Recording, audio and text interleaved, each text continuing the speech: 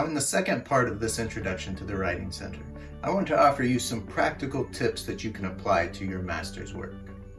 If we were to begin with asking you as an audience, what is the number one tip you receive about writing or that you have received about writing in the past, I assume that most of you could answer what that is. So what is the first tip about writing?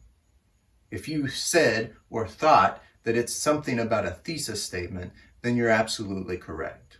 The number one tip I offer about writing is that you don't start writing until you know what you're actually writing. A thesis statement is more than just a formality. It's more than just something that teachers require from you in order to check off something from their grading list. A thesis statement tells your reader, and sometimes more importantly, it tells you where you are going with your paper. And because we're in theology school, it wouldn't be a proper orientation if we didn't somehow relate this back to the Bible. So we can pull from Proverbs 29, verse 20, and with a little bit of modification, we can see that it tells us that there is more hope for a fool than there is for someone who speaks or writes without thinking. Don't let your papers begin without thinking about what it is that you want to say to your audience. Now, if we were to turn to a different ancient source, somebody who knows a little bit about rhetoric and the art of persuading people, we could look at Quintilian, who was an ancient rhetorician and who crafted an entire course of study on how to persuasively create an argument. And Quintilian says this: "A profitable thesis must be clear and lucid. If my opening statement of my position is muddled, what hope is there for the rest of the argument? It must also be concise, leaving the bulk of the argument for the discussion that is to come." Notice the three things that Quintilian says about a thesis statement. It must be clear, it must be lucid, that is, it must make sense, and it also must be concise. That is, that you have to condense the argument and the evidence you're giving into one central thesis. This is a great tip for us to take in thinking about thesis statements and deciding how we're going to start the presentation of our paper.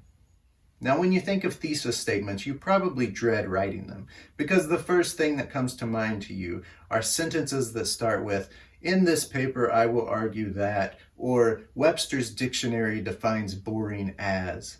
But you don't have to start your thesis statement this way. But one of the tips that I always suggest students pursue is to go ahead and write your thesis statement with the opening phrase, "In this paper, I will argue that." And so, for example, with this current presentation, I could say, "In this presentation, I will argue that the Writing Center is the best place on earth." Now, what I can do with this statement is that after I've crafted my paper, I can go back in my final edit and I can completely remove the beginning of that sentence. The "in this presentation, I will argue that" part. And if you've crafted a sentence properly, it will still make sense without that introductory phrase. So my thesis would simply be that the Writing Center is the best place on earth. Now, you can't end a thesis statement just by saying what it is that you believe to be true. And so this is the second part of a thesis statement that's important, is then adding the word "because." In this presentation, I will argue that the Writing Center is the best place on earth because 100% of the students who visit may or may not score higher on their paper. So with this thesis statement, I've not only told my reader what I'm going to argue, but I've also told them why I'm going to argue it or why I believe it to be true. Now, I don't have to list all the points of my argument at this stage. I don't have to list how every piece of evidence will fit into it. But I want the reader to know what it is that I'm going to try to argue and why or how I'm going to argue that. Now, something I want to suggest for you to do as kind of a mantra is that if you're ever writing a paper and you get to your thesis statement and you can't figure out how to craft it, then I want you to just think in your head, the Writing Center can help. That needs to be a constant refrain for you every time you sit down to write. The Writing Center can help. Now, the second tip is very closely related to the first. The first tip is do not start writing until you know what you're writing. The second tip is do not start writing until you know where you're going.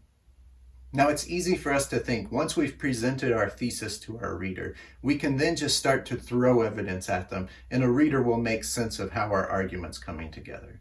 The truth is that nobody outside of yourself and your own mind knows what it is that you are thinking when you write a paper and when you put evidence into it.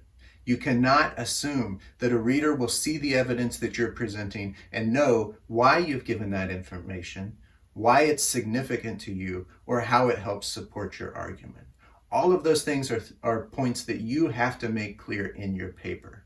And so it's important for you to give thought about, if I'm going to convince my writer, if I'm going to convince my reader what it is that I'm trying to argue, then I need to take them on this journey and this path that gives them evidence and then helps them see how that evidence supports my claim.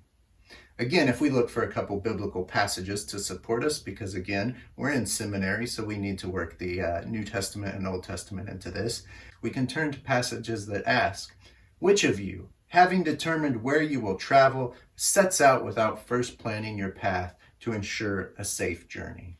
Now that might seem a bit of a stretch to you, so we could instead turn to 2 Samuel 15:20, where he says, so why would I make you wander around with me? I don't even know where I'm going.